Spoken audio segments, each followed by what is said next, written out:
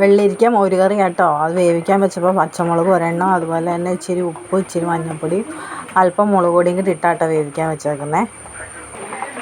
അരപ്പിനായിട്ട് ഒരു നുള്ള് ജീരകവും 2 വെളുത്തുള്ളിയും ഒരല്പം മഞ്ഞൾപ്പൊടി, അരമുറി തേങ്ങ ആട്ടോ എടുത്തേക്കുന്നത്. ഇനി നമുക്ക് അരയ്ക്കാവേ.